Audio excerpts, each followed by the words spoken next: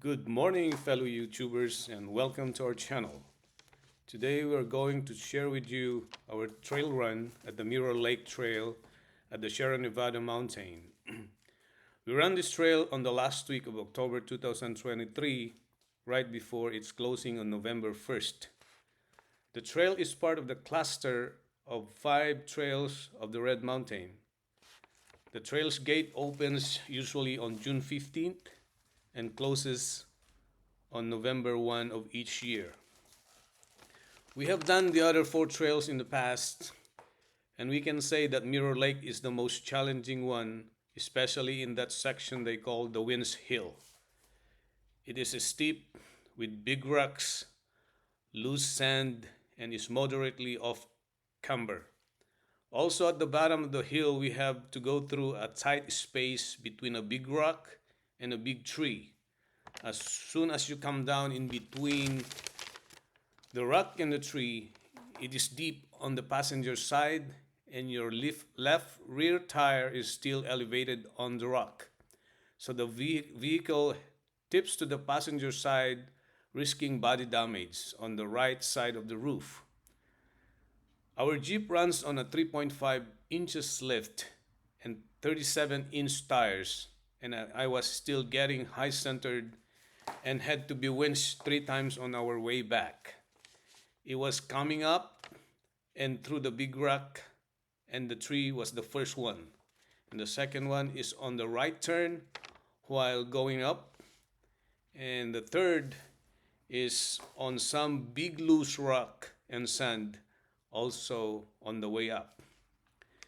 Another thing that makes it more challenging is it is a cliff on one side of the trail, so there's not much of a choice of line. Sorry, I was unable to get videos and pictures while getting winch or getting recovered.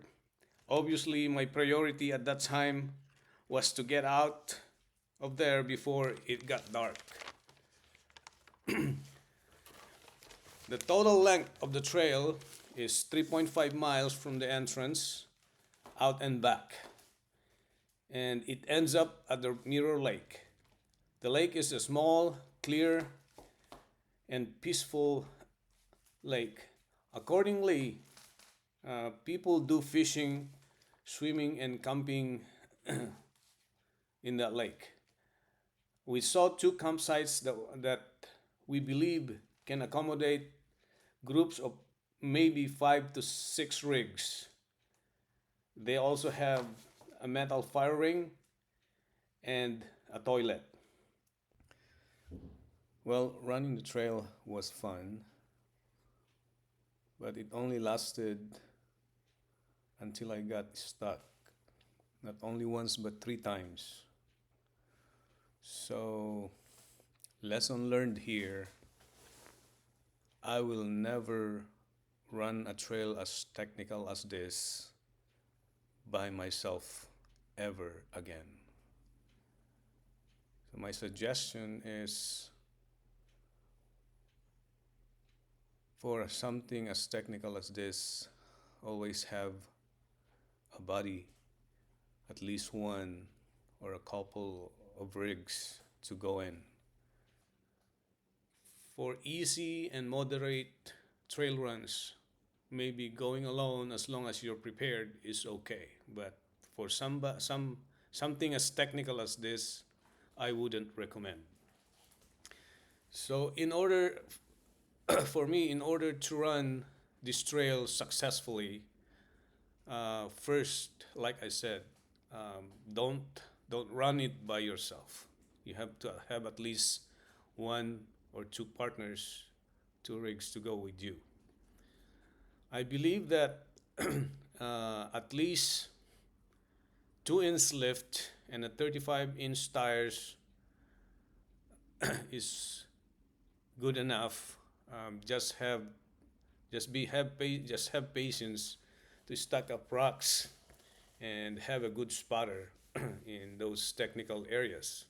Of course, a 4x4 is a necessity, and differential locks Maybe a rear differential lock is a big help, but it is better if you both have the front and rear differential locks. Winch, of course, that's why it's called the winch hill. There's, I think there's originally three winch posts in that area, but one is broken. There's still two that are standing. You know, they are drilled into big rocks. So I don't know how one of them, fell. Um, but just in case,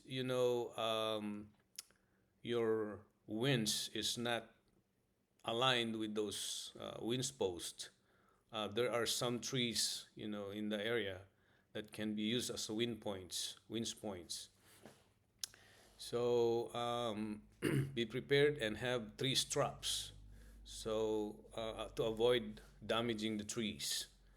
Um, Considering the nature of the trail, which is big rocks and boulders, a rock slider would help prevent the damage to your rocker panels, and heavy duty skid plates to protect your engine and transmission and the essential components in the bottom, and also heavy duty bumpers will protect your front and rear areas. Another thing, go with extra food and water. So just in case you get stuck, you have some extra to survive. And of course, go early, including recovering my Jeep. It took us about 5 hours um, to complete the trail. With all that said, I think that this trail should be added to the Jeep Badge of Honor trails. Comparing to the 23 Badge of Honor trails we've done, I would give this trail a difficulty rating of 3 to 9. Well, friends and fellow off-roaders, for now, that is all the information that we can share with you about this trail, and we hope that this video has given you some ideas about the trail and how to prepare for it in order to successfully run it. Thank you for watching. Have fun with our chosen hobby and enjoy life and God's creations. See you next time, and God bless. And please don't forget to subscribe, like, and share this video to support our channel.